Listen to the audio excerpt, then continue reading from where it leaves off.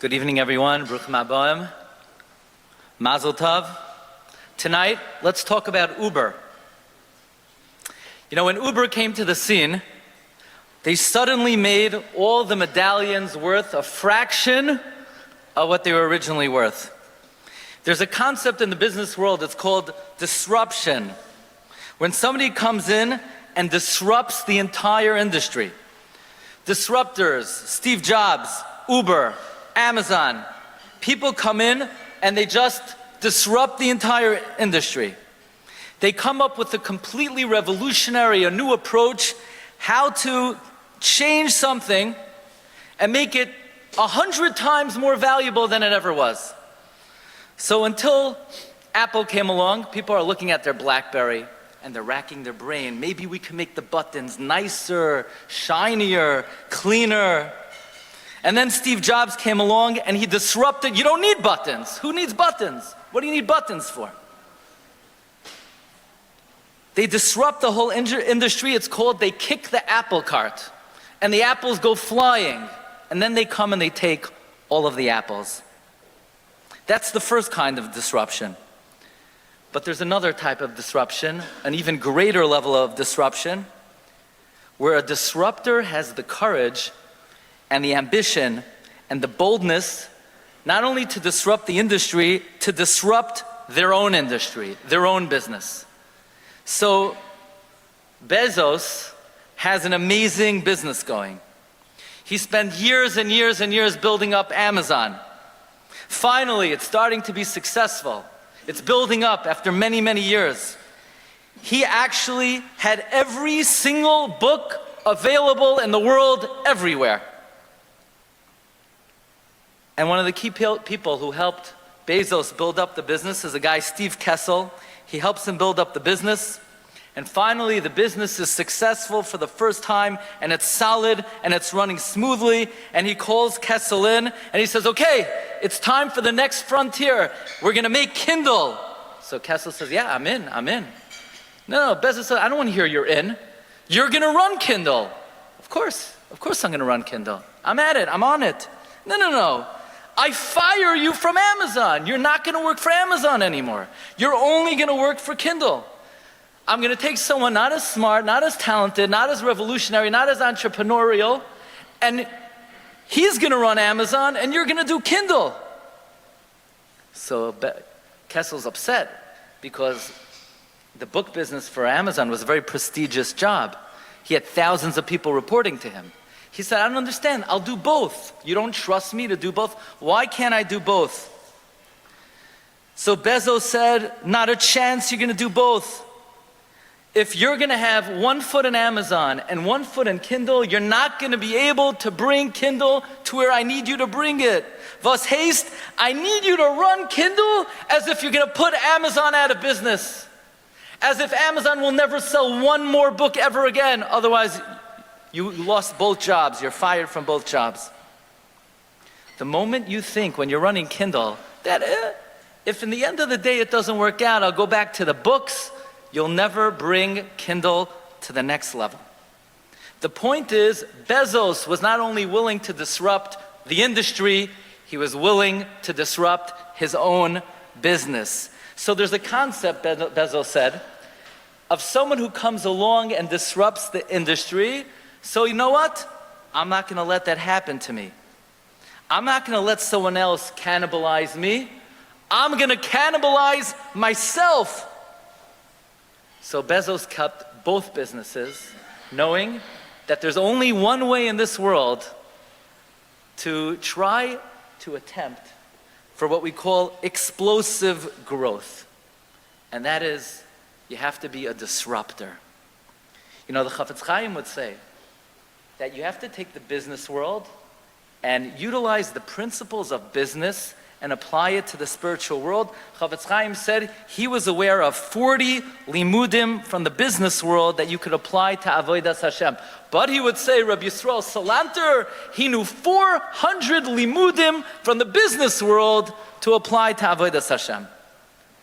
I would humbly tonight like to add one more limud. It's called disruption. The saying goes that if you're on the top, Let's say you're on the top of the Ferris wheel. You never want that wheel to move. You're afraid of change. You don't want evolution. You don't want the market to evolve. You don't want to see the next big thing. Because you're vested in your own success. You know, the biggest disaster for a business is when they're vested in their own success. Did you know that every time a new soda company opens up, Pepsi buys them or Coke buys them? Every single time. Anyone that ever has a new idea, they're immediately chapped up by Pepsi or Coke. Why? Why do they have to buy them up? Why couldn't they think of the new idea? The answer is because they're too invested in their own success. They can never come up with change. They can never come up with revolution. So all they could do is take their money and buy out the smaller companies. Friends, as true as this is in the business world, this is true in Ruchnius as well. In life, we get very fixed on our own habits. You know, I learned the daf, I go to a shir once in a while, and we're so self-satisfied, and we believe so much in our own status, we're afraid to shake things up. We don't want to shake our apple cart. We're afraid if we shake the apple cart, maybe a few apples will shake out. But sometimes you need to shake up the apple cart to add a lot of new apples to the cart.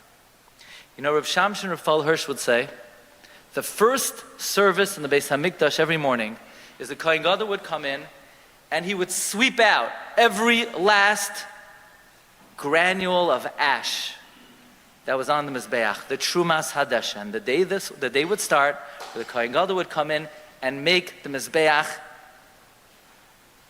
perfectly clean.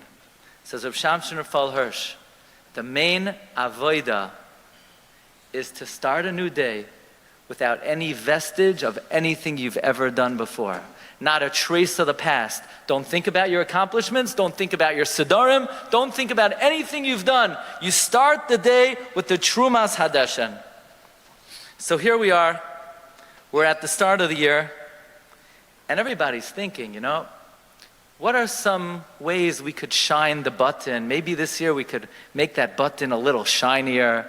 Maybe we could make it a little sleeker. We could learn a little bit more. We could daven a little bit better. We could live a little bit higher. We like to stay in the very safe and secure path. Let's just make those buttons a little bit better. But then you have innovators. You have pioneers. You have trailblazers. You have disruptors. You have people with vision and ambition to revolutionize themselves. They say, I'm not just going to make the button a little cleaner this year. I'm not just going to make it a little bit more shiny. This year, Chavra de Hilchasa. I'm not just going to do a little shear. I'm going to catch a shear in the car once a week. I'm willing to sit through an hour and 15 minutes of complex, sophisticated halacha be'iyun. I'm willing to take quizzes. I'm willing to take tests. I'm willing to go to big poskim and have them grill me. I'm going to take an oral exam. I'm willing to disrupt the industry. I'm willing to disrupt my own schedule. And age is not a factor. Whether we had, Baruch Hashem, young Bachrim, we have to be careful how to say this, seasoned sages. But one thing they all had in common, they all recognized an opportunity for explosive growth, revolutionary growth, disruption in the area of Limud Torah. You know, there's a saying, if you're willing to put yesterday out of business, how great can tomorrow be? Or one of the Balei Musar say, if today wasn't better than yesterday, then do you really need tomorrow? If today wasn't better than yesterday, then do you really need tomorrow?